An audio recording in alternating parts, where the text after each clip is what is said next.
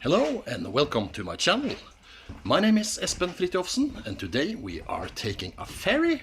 We are going to Kiel in Germany with Color Fantasy and you are going with us.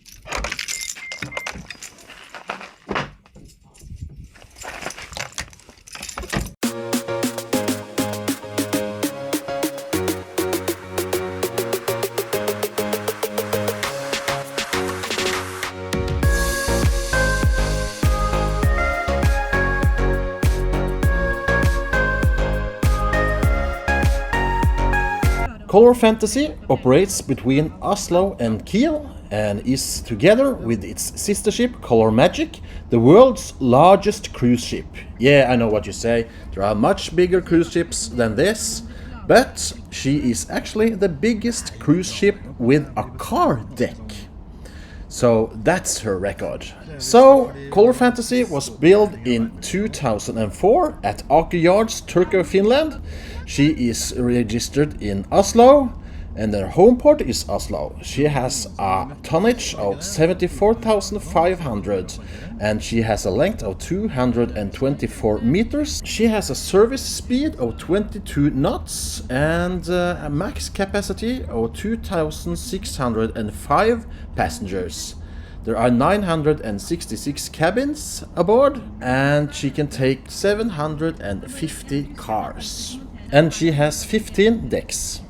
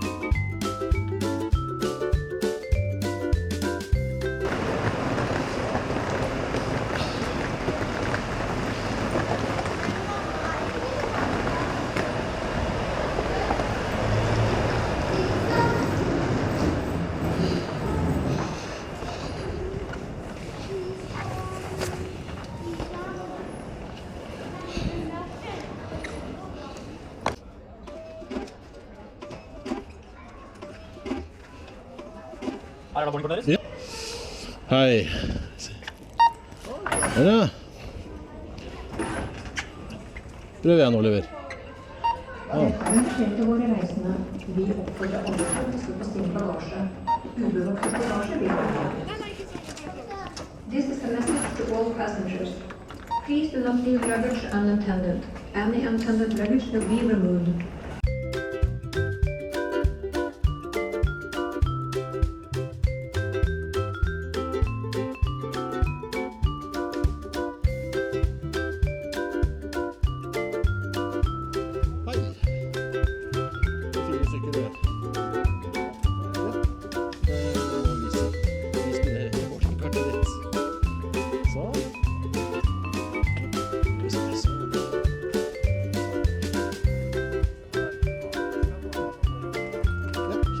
Takk.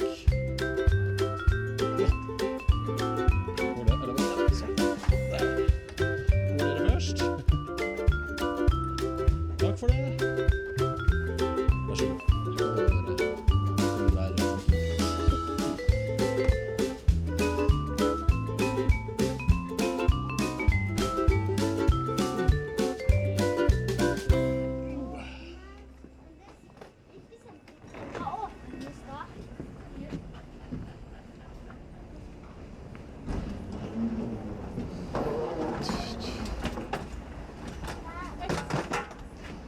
Jeg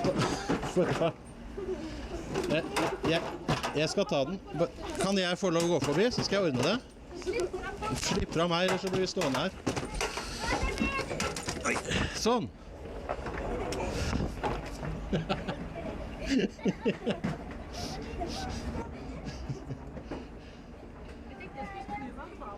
Ja. Sånn.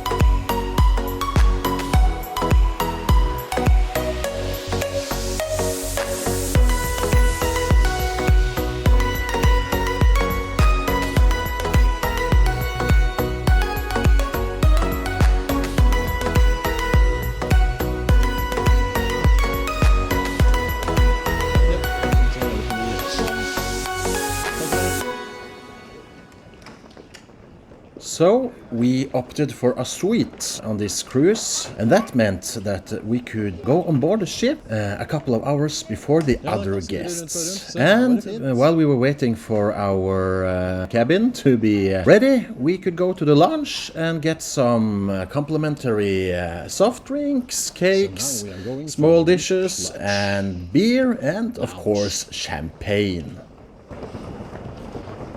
It's been predicting a bad weather today, so it's going to be exciting when we get to see how big the waves are going to be and how much the ship will rock. I'm looking forward to that. Exactly. They're talking about storm, so yeah, that's exciting.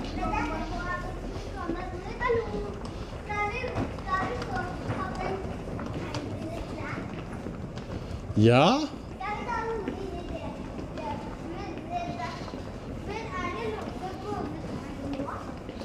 Hvor da? Nei, de stenger... Ja. De er stengt til vi drar til båten går, de. Var det...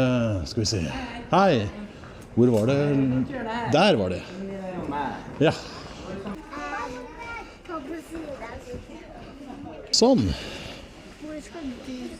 Jeg kan godt sitte her, for eksempel. Jeg sitter på treet. Hvor finner du garn, da? Du kan spørre hvor lugaren er. Ja.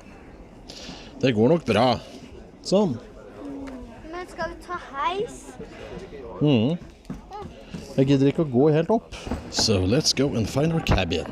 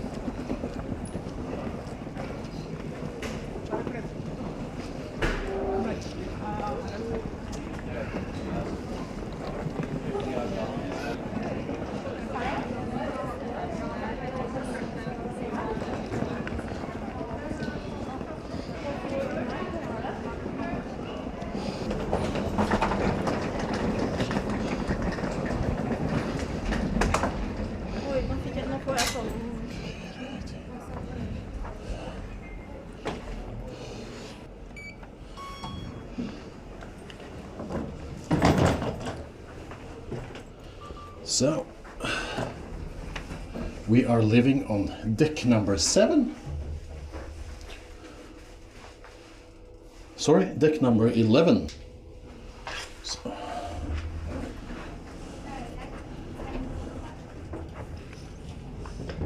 Hei.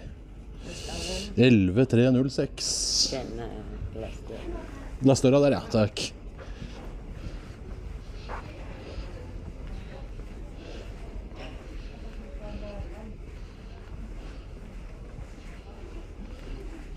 So we are in a closed area.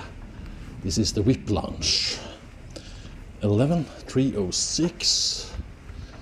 That's our cabin. Okay.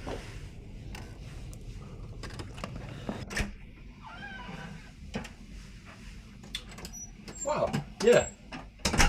This is nice. So, here's a room tour of our suite on Color Fantasy. I think we will enjoy this this room quite well. So, yeah, let's start with the king size, or not the king size, but very nice bed. And we have a divan or sofa or what you call it. And we have I think it's a sleeping couch, but it's a very nice sofa too for the kids. And of course we have a TV, flat screen TV. And we also have a nice view and a pillow in the window, so we can sit here and enjoy the view that will change all the way to Kiel. Yeah, I like it. I like it very well, actually.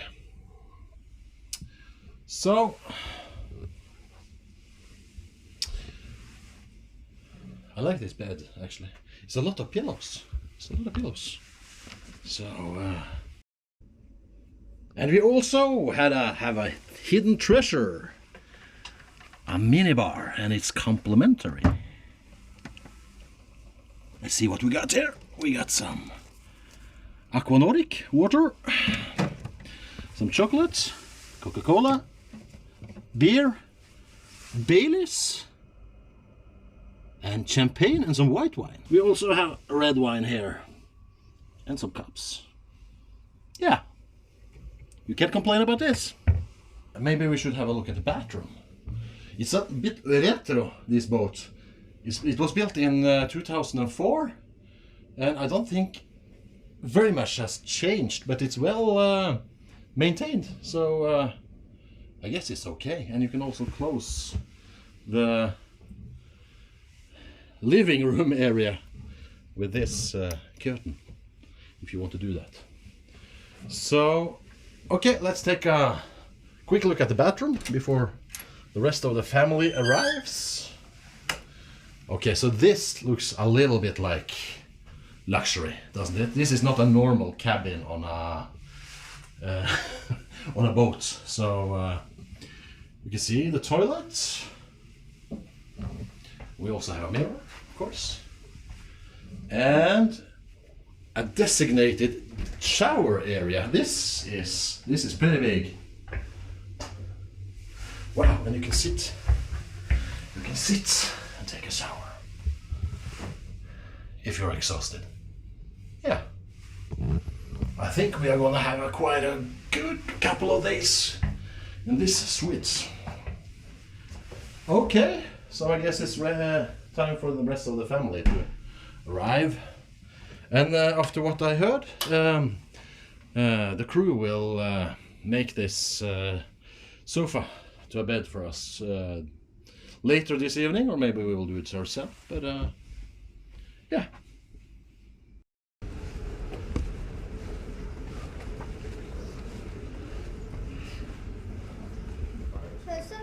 Ikke sant at først så var vi på 13. Nei, må gå lenger opp. Ja. Nei, her. Her kan vi gå. Ja. En wat er ook iets, we krijgen bijvoorbeeld 1000 euro voor de kapitein. Nee, niet dan net, maar dan zeg ik gewoon, ik werk hier en ik gooi.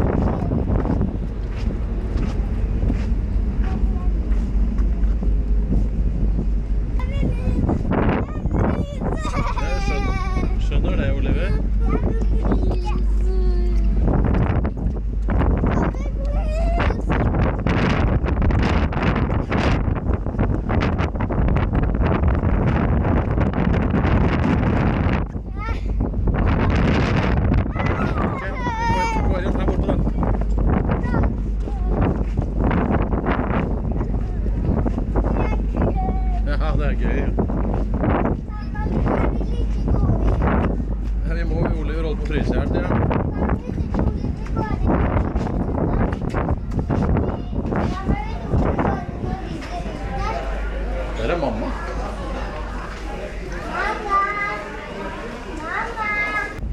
It's blowing a lot today. That's for sure, and we are in Oslo fjord.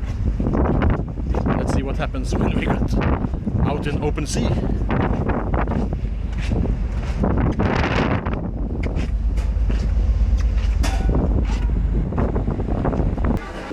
Well, that was a fast tour outside. It's very windy, very cold.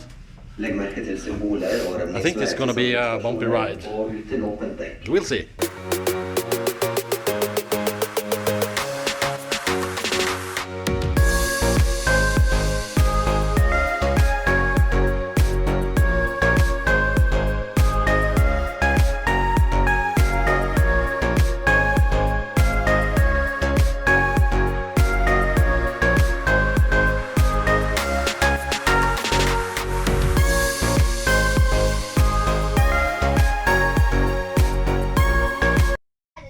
We got some fruit.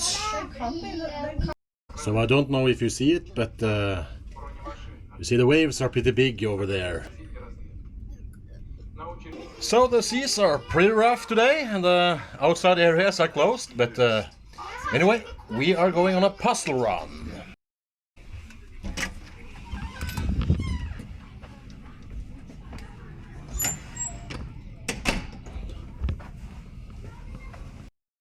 På 7.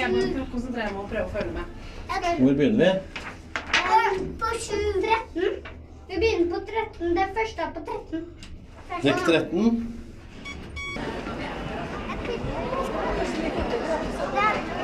Hva står det der?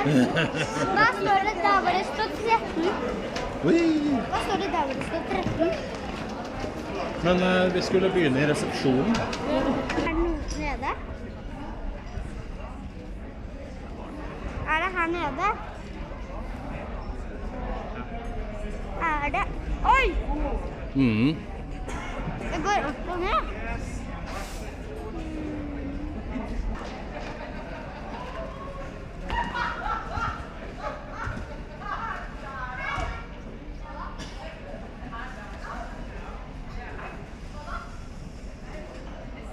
Hvor er huden?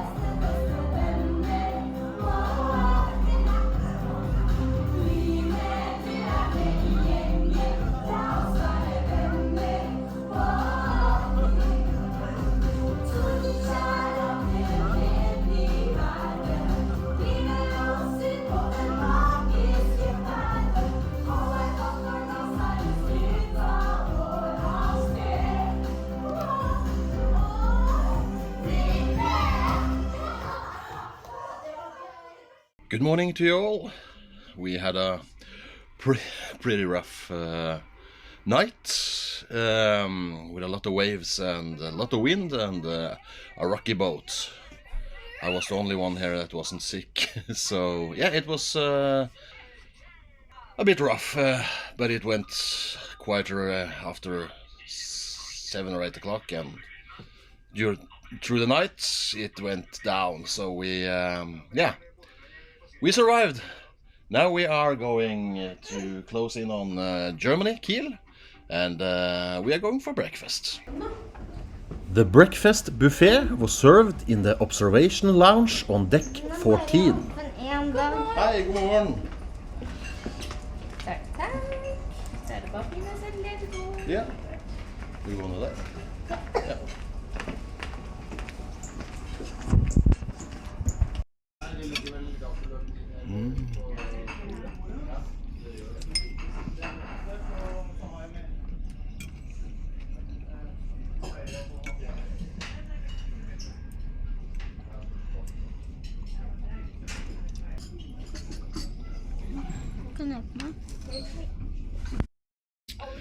So, 99% of the crew on this boat has so far been very friendly, but at breakfast I met maybe the only that works on this boat.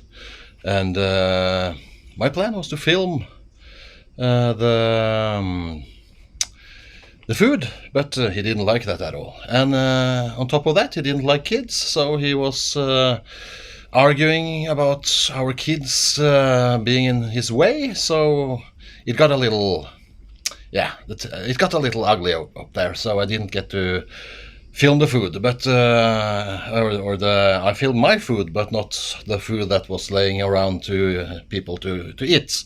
So that was what happened at breakfast. But the food tasted really good. So it was a nice experience anyway. So at 10 o'clock we arrived in Kiel.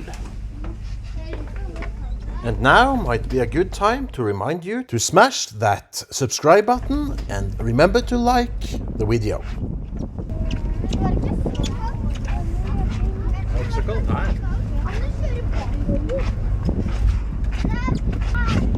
Welcome to Kiel.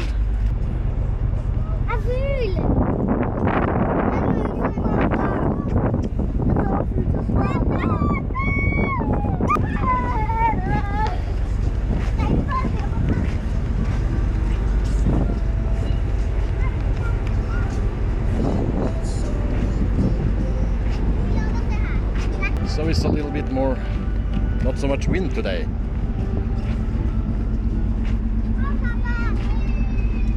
Go ahead.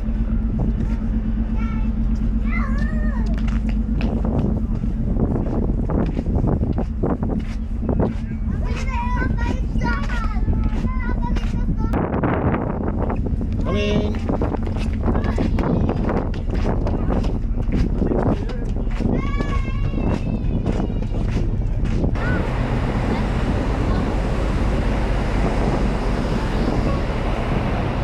Velkommen til Kiel, mine damer og herrer. Color Fantasy legger til kai om cirka 15 minutter. Vi ber sjåfører og bilpassasjerer om å være vennlige og gå til bildekk.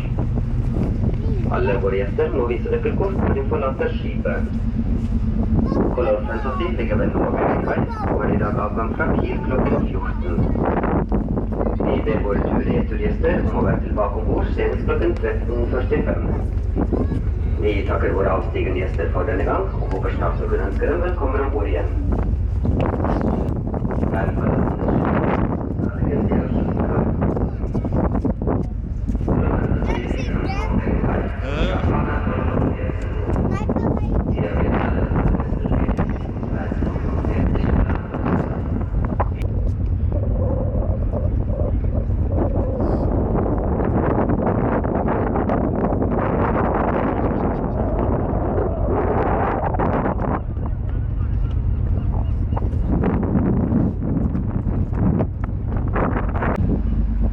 So this is the city of Kiel.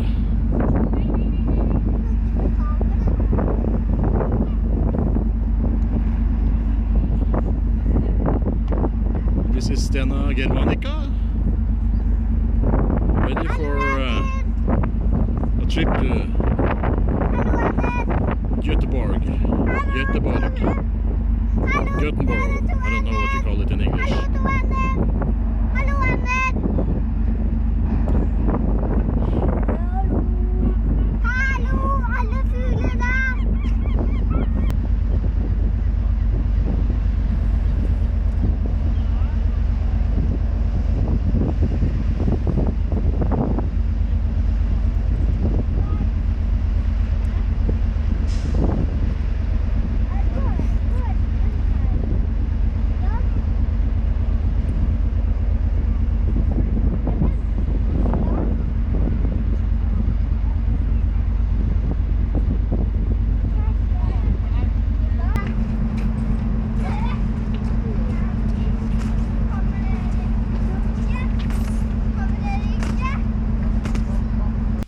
So now we are gonna get some more fuel, Hva betyr det? so we can manage to get home.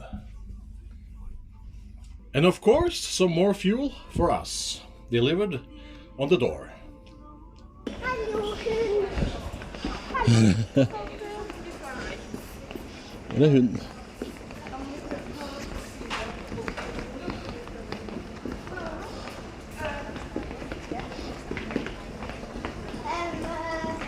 So finally, it was time to leave the ship for an excursion in the city of Kiel. The departure from Kiel wasn't before 2 o'clock, so we had some hours to kill in Kiel.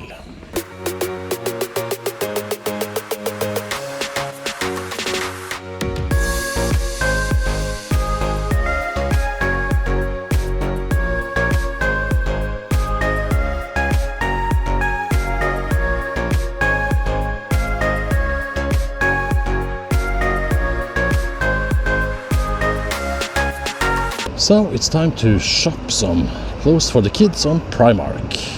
So let's talk some facts about Kiel. Situated 90 kilometers north of Hamburg, Kiel has a population of approximately 250,000. Renowned as a crucial maritime hub in Germany, the city is a center for cutting-edge shipbuilding and submarine construction. Additionally, Kiel stands among the top 3 institutions for marine science in Europe. Thanks to its strategic location on the southeastern part of the Jutland Peninsula, along the southwestern shores of the Baltic Sea, Kiel has evolved into a critical maritime focal point in Germany.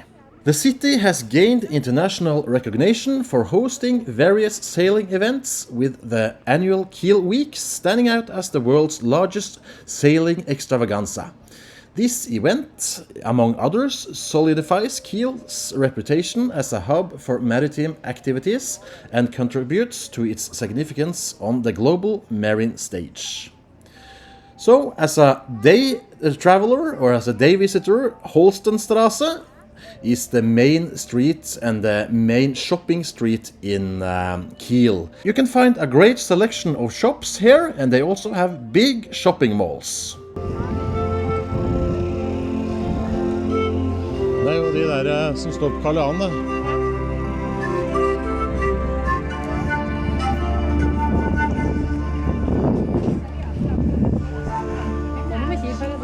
Ja.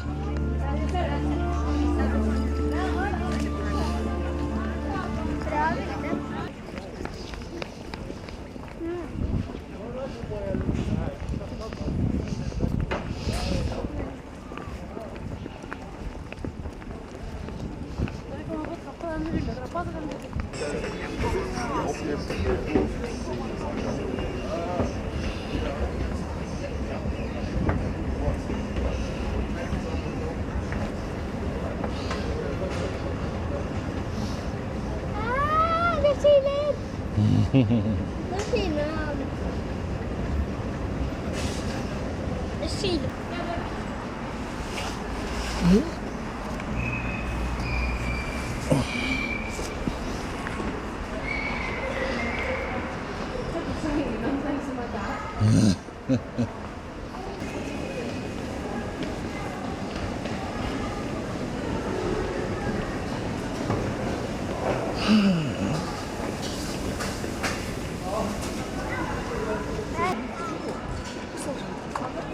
Kan vi sitte der?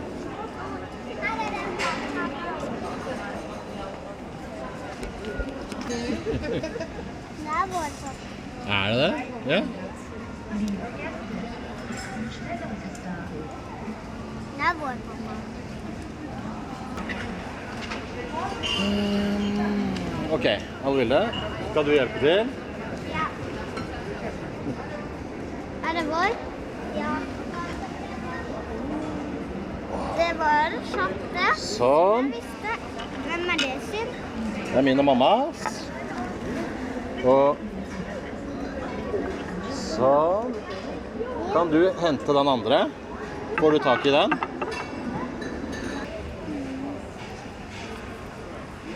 Oliver, kan jeg smake? Da får du smake. Hvis du kan du. Da får du en større.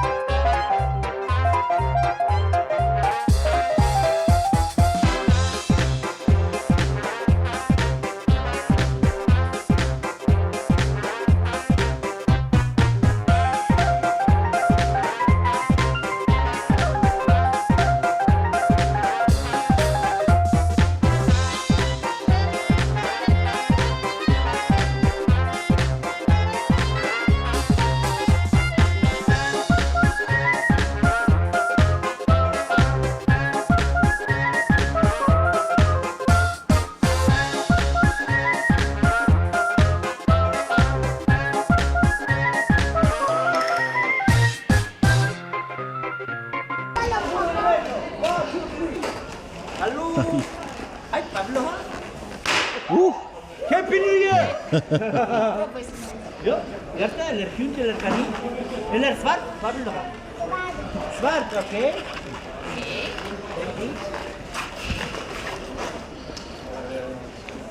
Oi, oi, oi!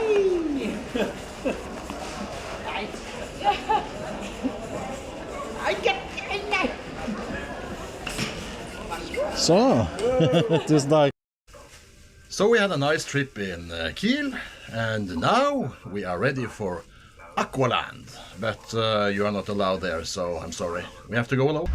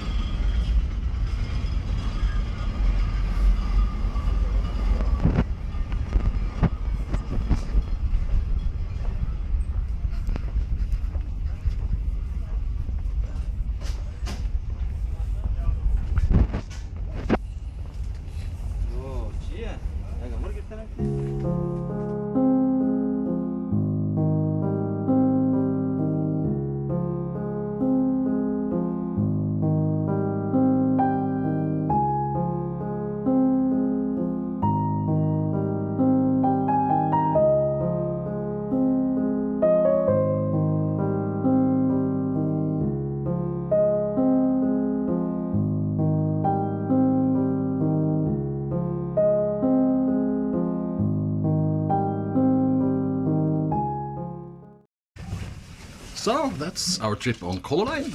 Now we're going home. So, what did we pay for this trip? Well, for 2 adults and 2 children, we end up paying 655 euros or 718 US dollars. That was breakfast included. And it was a return ticket. Aqualand set us back 42 euros or 46 US dollars. In total, we paid 697 euros or 764 dollars.